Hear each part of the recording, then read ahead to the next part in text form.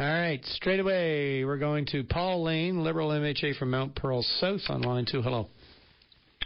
Peter, how are you doing this afternoon? Not bad, sir, and you? I'm doing great.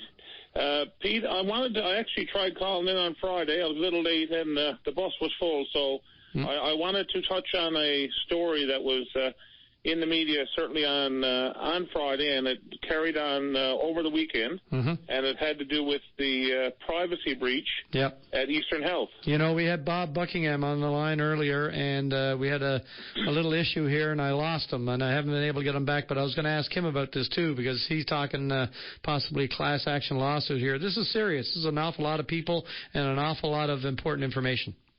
Well, it absolutely is very serious, and, the fact that we have Mr. Buckingham on now talking about potential lawsuits, we all know who's ultimately going to be responsible for paying those bills, if it comes to fruition. But, beyond that cost, the fact that we have some 9,000 employees with their privacy breach now, I think the story said that 3,300 were probably considered perhaps more serious than the other 5,700 because there was additional information. But social insurance numbers and the like. We're talking names, employee numbers, and I think probably the most serious thing would be the social insurance numbers and the potential if someone got their hands on that for fraud to occur and identity theft and God knows what else. So now let's just say, as far as we know, we don't think, or we have no evidence that anything nefarious has happened with this information, but the potential is always there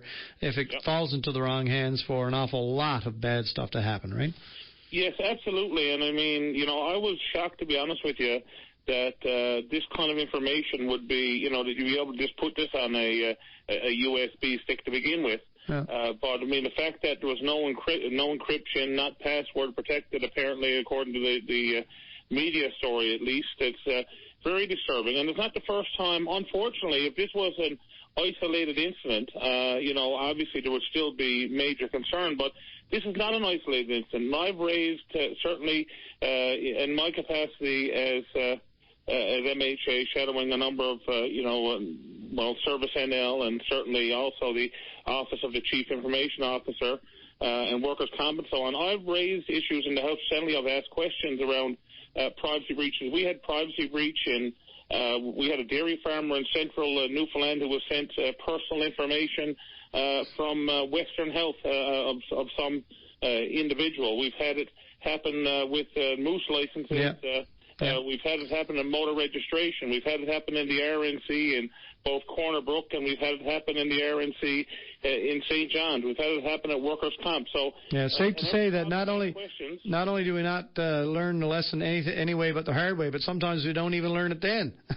Well, apparently not. And every time I've asked these questions around these issues to various ministers in the House Assembly, all you get is the standard answer of, we take this very seriously. Well, here's a wake-up call to all those ministers. I think all Newfoundlanders and Labradorians take this very seriously, but it's one thing to take it serious, and it's another thing to do something about it. And I really think that we need to have a review of our security and privacy protocols right across all departments, not just Eastern Health, but in all departments, because obviously we have a concern. I mean, we had a story, Pete, it did get some media attention a while back. I asked questions in the House about it as well, and that was an issue that apparently occurred within the Office of the Chief Information Officer, where an employee at the time reported that there was a possible security breach where they thought our entire computer system for the government was possibly being hacked into. Now, as I recall, he had tremendous credentials too, and perhaps should have been listened to, but he was dismissed and put aside. Really, in the end, his expertise was not taken advantage of.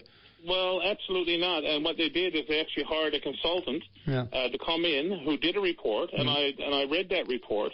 And in that report, they basically confirmed that from what they could gather, there was, again, no harm done. But the fact of the matter is that the OCIO had no protocol in place to deal with a breach, an emergency breach should one occur. So in other words, once this was reported, there should have been a protocol that would have kicked in immediately to stop whatever was possibly happening.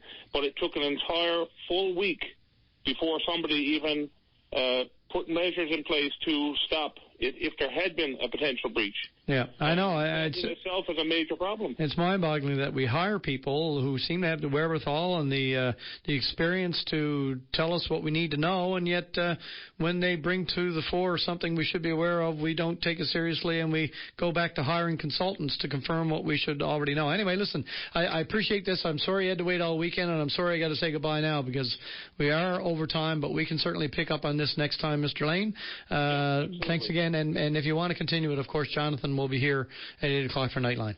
Yeah, thank you, Pete. It's always a pleasure, and hopefully we learn from it this time, and government actually does that review of all the departments. This is too serious of an issue to simply put off. Hear, hear. Okay, thanks again. Thank you. Bye now. All right, have a good afternoon. You too.